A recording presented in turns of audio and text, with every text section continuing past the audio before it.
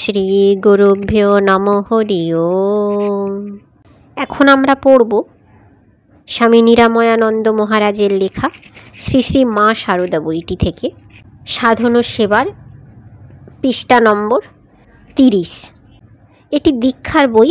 দীক্ষার সময় মাকে জানতে গেলে যতটুকু আমাদের প্রথমে জানা উচিত এবং যতটুকু জানলে মায়ের প্রতি আমাদের একনিষ্ঠ শ্রদ্ধা ভক্তি আসবে, সেটি এই বইটি থেকেই আমরা পাই।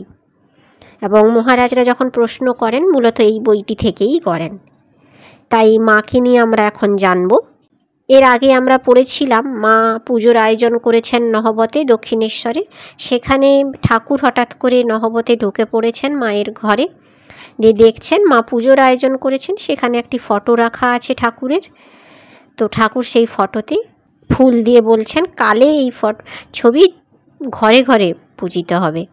অর্থাৎ ঠাকুর এখনকার সময়ে ঠাকুর বেশিরভাগ জায়গায় বেশিরভাগ বাড়িতেই পূজিত হন কুল দেবতা হিসাবে।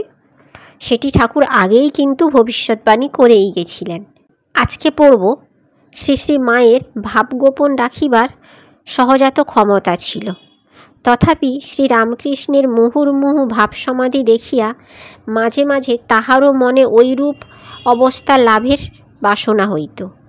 একদিন সঙ্গিনীর মুখে শ্রী শ্রী রামকৃষ্ণকে ওই কথা জানাইলে তিনি গম্ভীর হইয়া যান। সঙ্গিনী আর কিছু না বলিয়া ঘরে ফিরিয়া আসিয়া দেখেন শ্রী শ্রী মা ভাবে হাসিতেছেন, কাঁদিতেছেন।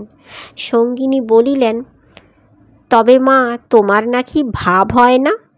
শ্রী শ্রী মায়ের ভাবের এইরূপ বহিঃপ্রকাশ কদাচিৎ কাহারও চোখে পড়িত। মায়ের ভাব, ঠাকুর যেরকম মুহুর্মুহু ভাব সমাধি হয়ে যেতেন, ঠাকুর ঈশ্বর কথা, ঈশ্বরের ভজন সঙ্গীত প্রবচন শুনতে শুনতেই ঠাকুর ভাব সমাধি হয়ে যেতেন। মা কিন্তু গোপন রাখতে পারতেন। মায়ের মধ্যে কিন্তু মাতৃভাব বেশি ছিল এবং মা সবার সামনে নিজের দেবীত্বটা দেখাতে চাইতেন না। কিন্তু উনার খুব ইচ্ছে হতো ঠাকুরের মতো ভাব সমাধি হতে। এটি তিনি এক সঙ্গিনীকে বলে ঠাকুরের কাছে বলতে পাঠান। ঠাকুর শুনে খুব গম্ভীর হয়ে যান, কারণ ঠাকুর জানতেন মা দেবীর মূর্তি। তারপরে সঙ্গী যখন ফিরে আসেন, ঠাকুরের শুধু গম্ভীরই হননি, ঠাকুর নিশ্চয়ই মাকে আশীর্বাদও করেছিলেন যে মায়ের এই আশা পূরণ হবে। তো দেখেন যে উনি কিন্তু হাসছেন, কাঁদছেন মা ভাবের ঘোরে। অর্থাৎ ঈশ্বর চিন্তা করতে করতে মাও কিন্তু ঈশ্বর লাভ হলে যে আনন্দ, হাসি, কান্না আমাদের খুলসুটি ঈশ্বরের সাথে সেটি হয়, সেইভাবে কিন্তু মাও ভাবের ঘরে আছেন। তখন সঙ্গিনী বলছেন যে তোমার নাকি ভাব হয় না, তাই তুমি ঠাকুরের কাছে বলছিলে। এই রকম ভাব সমাধি খুব কদাচিৎ ভক্ত দেখতে পেয়েছে, কারণ মা কখনো সবার সামনে ভাব সমাধি হতেন না। অন্য সকল ভাবকে অতিক্রম করিয়া মাতৃভাবই তাহার জীবনের সকল কাজে ও কথায় ফুটিয়া উঠিয়াছে। এইভাবে আরূঢ় হইয়াই কখনো কখনো তিনি শ্রীরামকৃষ্ণের ইচ্ছা বা আদেশ অনুযায়ী কাজ না করিয়া নিজের ভাবানুরূপ কাজই করিয়াছেন।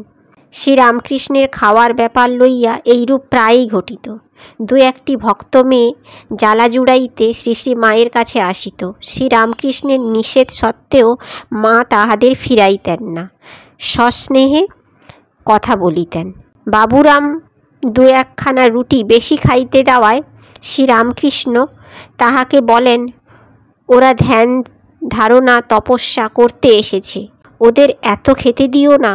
শ্রী শ্রী মা মাতৃগর্বে বলিয়া উঠেন, ছেলেদের আমি খেতে দিয়েছি, তা নিয়ে তুমি কথা বলো না। মানে মায়ের মধ্যে সবথেকে বেশি ছিল মাতৃভাব। এবার সেই ভাবই মায়ের মধ্যে সবথেকে, মায়ের স্নেহ সবথেকে বড়। মাতৃভাব, মায়ের স্থানই সবার আগে, আর যেটি মায়ের মধ্যে সবথেকে বেশি ছিল মাতৃভাব, আর মায়ের সম্মানই সবথেকে উঁচুতে। এইভাবেই আরূঢ় হয়ে তিনি কিন্তু অনেকবারই ঠাকুরের অনেক আদেশ মানেননি। তার কারণ সন্তানের ভালো চাওয়া এটি মায়ের সবার আগে কাজ। এবার ঠাকুরকেও মা কিন্তু সন্তান স্নেহে যত্ন করতেন। সেই জন্য ঠাকুরকে খাওয়ানোর ক্ষেত্রেও কিন্তু উনি সন্তানের মতো শাসন করে ঠাকুরকে খাওয়াতেন ভালোবেসে। সেক্ষেত্রে কিন্তু ঠাকুর মানা করলে শুনতেন না। একটু বেশি ভাত কিংবা দুধ বেশি জাল দিয়ে একটু বেশি পরিমাণে ঠাকুরকে দিতেন। ঠাকুর খেতে না চাইলেও উনি ভুলিয়ে ভুলিয়ে খাওয়াতেন। যেসব ভক্ত মেয়েরা মায়ের কাছে আসতেন, অনেক সময় ঠাকুর অনেকের সাথে মিশতে বারণ করতেন, কিংবা ঠাকুরের ঘরে আসতে দিতে খাবার নিয়ে বারণ করতেন। কিন্তু মা যেহেতু ওদেরকে সন্তান স্নেহে ভালোবাসতেন, তাই বলতেন আমি তো মা, আমি বারণ করতে পারবো না। এই কথাগুলো ঠাকুরের শুনতেন না। এমনকি বাবুরাম মহারাজ খেতে চাইলে একটু বেশি রুটি মা তাকে দিতেন, উনি খেতে ভালোবাসতেন। সবার ক্ষেত্রেই করতেন, যারাই খেতে ভালোবাসতেন তাদের একটু বেশি রুটি দিতেন, খাবার বেশি দিতেন। এবার ঠাকুর বলতেন ধ্যান ধারণা তপস্যা করতে এসছে, তাদেরকে বেশি খেতে দেওয়া যাবে না, তাহলে ধ্যানে মন বসবে না। আমরা সত্যিই যদি বেশি খেয়ে ফেলি তাহলে কিন্তু শরীরটা আমাদের ভারী হয়ে যায়, আমরা কিন্তু ধ্যান করতে বসলে ঠিকমতো ধ্যানে মনোযোগ করতে পারি না, তাই ঠাকুর না বলতেন। কিন্তু মা যেহেতু সন্তানকে ভালোবাসেন, তিনি একটু সন্তানকে সবসময় বেশি খাওয়াতে চান, তাই মাও সেইটাই করতেন। তিনি ঠাকুরকে বলতেন আমি ছেলেকে খেতে দিচ্ছি, তুমি কেন মাঝখানে কথা বলছো, এটা তো আমার আর ছেলের ব্যাপার, অর্থাৎ মাতৃস্নেহের ব্যাপার। এই কথাগুলো মা শুনতেন না। সত্যি এগুলো ভীষণ মিষ্টি ভাব আর এত সুন্দর ছিল যে মা এই বারণগুলো যদি না শোনেন ঠাকুরের, এতে কোনো কিন্তু ক্ষতি হবে না। শ্রী মায়ের ভাব বুঝিয়া শ্রীরামকৃষ্ণ এ বিষয়ে আর কিছু বলতেন না, ঠাকুরও কিন্তু বলতেন না, কারণ ঠাকুর জানেন যে এ তো মাতৃভাবের প্রসার করতেই এসেছে। মায়ের আধ্যাত্মিক শক্তি সম্বন্ধে তিনি যথেষ্ট সচেতন ছিলেন। কখনো শিষ্যের মতো তাহাকে উপদেশ দিতেন, কখনো তাহার নিজেরই শক্তি, তাহারই উত্তর সাধিকা জ্ঞান করিয়া তাকে সম্মান করিতেন। আবার কখনো মনে করিতেন যে মহাশক্তির লীলা তরঙ্গে তাহার জন্ম, জীবন ও সাধনা ভাসিয়া চলিয়াছে। শ্রী মা সেই লীলাময়ীর জীবন্ত জাগ্রত প্রতিমা।